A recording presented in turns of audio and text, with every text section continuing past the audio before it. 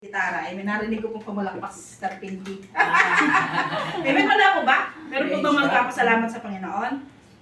Tahimik na lang po sila. Maraming do and don'ts. Naging donut na tayo, kaya tayo hilong-hilo kung saan tayong church pupunta. Kasi bilog yun yung donut eh. Diba? Pero praise God dahil natutunan po natin yung turo ng biyaya. Amen po ha. Opo.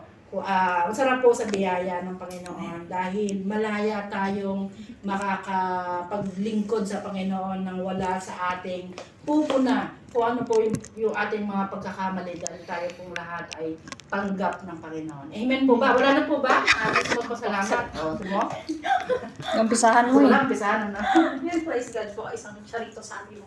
Unang po sa lagi ko sinasabi kay last week, sinabi ko rin po na ako po ay nagpapasalamat talaga Lord dahil meron tayong gathering na ganito, nakita naman natin yung mga nangyayari sa Israel ngayon.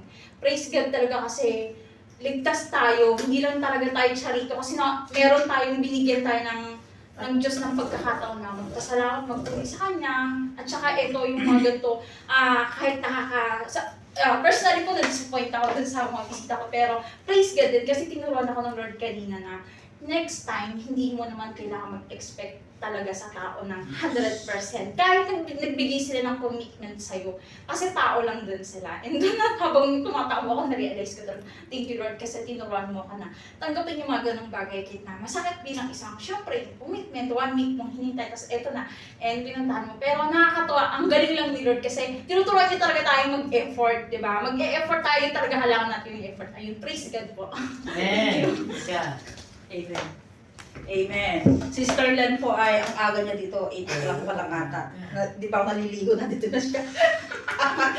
Siya kauna-una dito sa church. Amen. Nung nakilala po namin siya ay talagang nirekomenda lang din siya ni Bishop Emmy dito sa church. At siya po ay start noon ay nagpatuloy siyang kasama namin sa biyaya ni Lord. Amen. Ako po lagi po sinasabi na pag na-invite po natin sila ay pag tumanggap sila sa Panginoon, kung di na sila babalik, praise God, ang mahalaga po ay sila ay naligtas na. Saan man sila magpunta, Tama. ligtas na sila. Kasi hindi naman natin sila pwede na yung isiksik, parang ganun yung hawakan sa leeg. At lalo din po tinuturo pag Sunday, magkama-sama tayo ng 2 hours, pagkatapos kanya-kanya na tayo. Kung ano yung gawin ninyo na sa labas, syempre. Pero sama nyo kami, syempre. Gusto rin namin minsan. Di ba? Amen. So, praise God dahil sa oras na ito ay sabi ko nga kanina, salamat sa Panginoon dahil si Pastora Kay, nung nag-message siya sa Mrs. Malu, exit ako ng China. Sabi ko, okay po Pastora. At ngayon ko lang din na-discover na sanay pala siya mag-gitara. Ang tagal namin nagkukwentuhan. Sabi ko, Galing po. Nahihiga kami sa isang higaan. Hindi ko alam na sanay siya mag-gitara. Kaya sabi ko, Lord, pressure ako sa ko, Lord, sana maintindihan ni Pastora Kay na wala kami music. Talagang gano'n. Sabi ko, Pera lang. Oo, akapera lang kami. And then, nag-message ako sa GC na, Sister Len, ganito yung ipakanta mo. Akapera lang tayo kasi walang tutugtog, bla bla bla. Bahala na yung mga ganun pa. Basta, bahala na si Lord kasi lahat talaga kami tugtog. As in, ito pa lang si Pastora, kinatanong siya, sis, may gitara ka ba? Sabi ko, sanay mag-gitara. Praise God, dahil sanay siya mag-gitara. At least naranasan natin magkaroon ng music sa umaring ito. Kaya po, lahat po tayo yung maghanda para po sa pakikinig ng salita ng Panginoon. Si Pastora Kay po ay, siya po yung nagsusupport po sa gawain natin. Siya po ay nagsisid. Simula po nung nag-opening po tayo ng February, ay nag-start na po siyang mag-seed sa gawain natin. At lagi pong sinasabi sa inyo every Sunday, di ba? Kaya meron po tayong pera, ay sa tulong po yun na binibigay po ni Pastora Kay at saka po yung tinatides ko din po. Nandun lang siya yung pera, kaya nga sabi ko po sa inyo, kung mataba ako, hindi ko po yung pinagmimilky. Nandyan lang po yung pera natin para po pagka dumating na yung time na tayo po ay magre-rent na o uupa tayo ng flat. Kasi pag dumating yung time na marami tayo, hindi na tayo dito pwede. Kasi baka sitahin na ako ng gwardiya. Sabihin, ang dami mong pangyaw. Yung mga ganoon. Ay, naka-prepare na po yung pera na gagamitin natin. Kaya praise God, dahil tunay nga na kapag ang isang gawain ay itinayo ng Panginoon, kahit naaapat o 5 lang tatayo at tatayo. Amen po ba? Kaya ihanda po natin ang ating mga puso, tawagin po natin ang lingkod ng Panginoon, si Pastora Kay Pineda. Okay. So, magandang umaga po, umaga tanghali. Ang ano niya nasa between eh. Opo, tanghali. Then, dito natin makita, no? Ako'y natutuwa. Sabi ko nga kay Sister Marie. Dadaan ako sa iyo, nagulat pa siya. No, dadaan ako sa iyo, nagulat siya. Eh sabi ko, ang buhay ko sa China, 1 week, hindi po pwedeng, lalo na nung pandemic, napakahirap po na makulong ka sa China na walang gawain. Kaya ang gawain namin nun, puro swimming. So hanggang ngayon ay nagpipreach pa rin ako sa church namin sa Pilipinas. Pagka ako'y na-invite, pag umuwi ako ng Pilipinas, talagang doon ako sa Foursquare pumunta dahil doon talaga ako, sila talagang nangalaga sa akin. Isa yan sa ginamit ng Diyos para ako ay maging lingkod niya at pinili ako ng Panginoon. Ang pagpunta ko po dito ay talagang ako'y natutuwa. Nakita ko mga magagandang mga dilag. O diba? Dalaga yan. Dalaga sa buhay. Diba? Dalaga sa buhay. Okay. Ang mensahe natin ngayong umaga, napakaganda po. Ito ay pag-aaralan natin ngayon ang patungkol sa buhay ni Jabez. Alam niyo ba si Jabez? Okay? Basahin muna natin si Jabez. 1 Chronicle 4:9. Siguro i-PowerPoint mo. Mas madadalian ka. Ano po ba yun? First Chronicle. Ballpen mo nga tayo. Wala. Ballpen?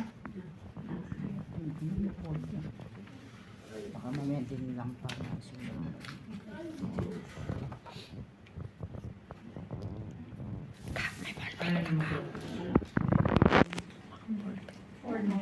Ayaw mo ko. 4-9. Yan. Wala akong ballpen. Kapatid.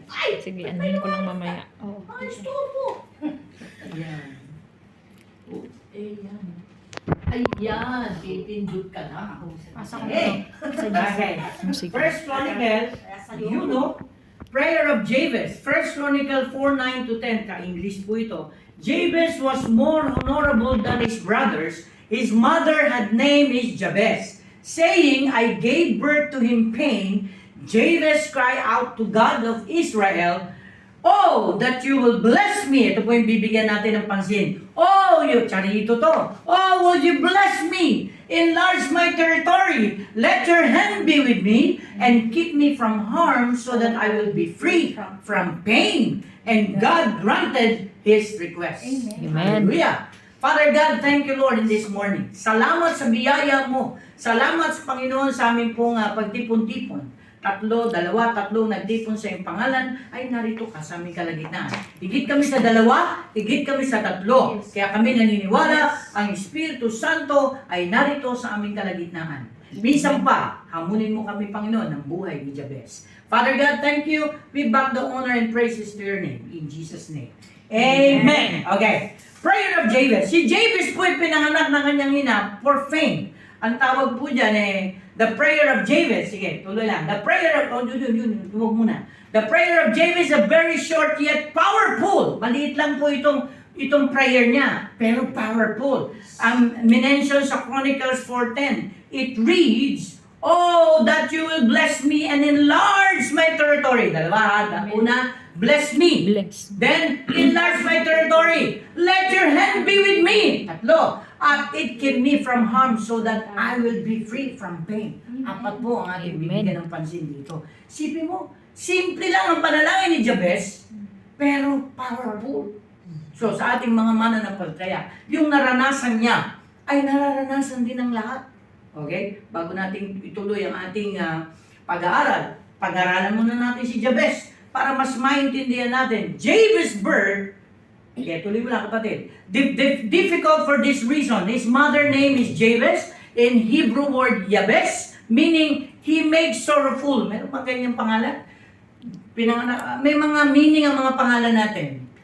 Si Jabez, ang meaning niya sa Hebrew ay sorrowful. Nakakalungkot naman. Bighati. Kaya ang ano na lang ni Jabez, nanalangin siya. Lord, because of pain, his mother's name is Jabez, I give birth to him pain in Jewish culture. Kultura nila magduktong. Katulad ni Joseph the Joseph the carpenter. Joseph the, sino ba yung, Peter the fisherman. Ayan. Jesus the Nazarene. Taga Nazareth siya. O Jesus the carpenter din. Dahil carpentero ang kanyang tatay. It's so common to give symbolic name for one children. So, for reason that their mother took great pain in giving birth to her son. Eh, mahirap naman talagang manganak. Siya 3. Ako nga, nakadalawa lang. Isa lang ang iniri ko doon. Ang isa ibinigay ng Diyos. Alam nyo isa lang ang iniri ko doon. Pero isa ibinigay ng Panginoon. Pero pareho yan. Iniri man o hindi iniri, yan ibigay ng Diyos. Who was Jabez in the Bible? Jabez, tuloy. Jabez is a very minor character in the Bible. Hindi siya ganun ka-well-known. But Jabez, because of the powerful and faith in the Lord, nakilala siya.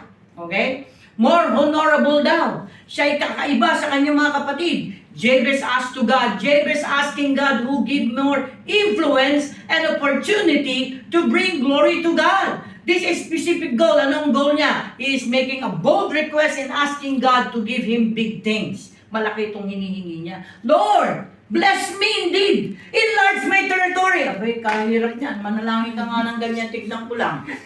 Baka mamaya subukin ka. Lord, bless me. Binless ka nga. Saan mo naman din na pera mo? Bago dumating si blessing, kailangan alam mo hawakan si pera.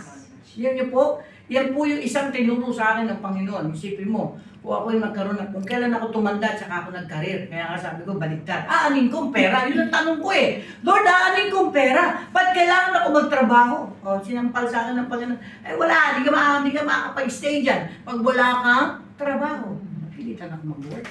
Napilitan pa yun ha. Napilitan pa yun.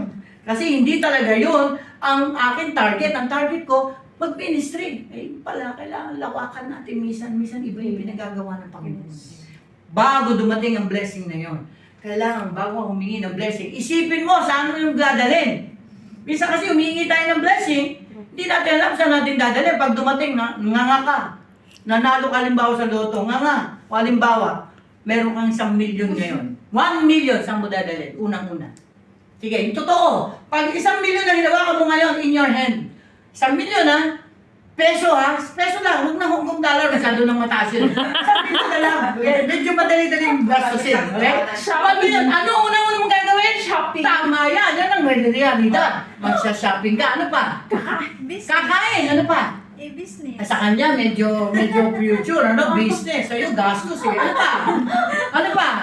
Ano unang-unang gagawin mo? Siyempre, siset mo muna yung sa sarili mo, pamilya mo, di ba? Pero ano ba naman ang 1 million sa panahon ngayon? Wala na. Wala na. Sabihin mo na lang. Wala na, di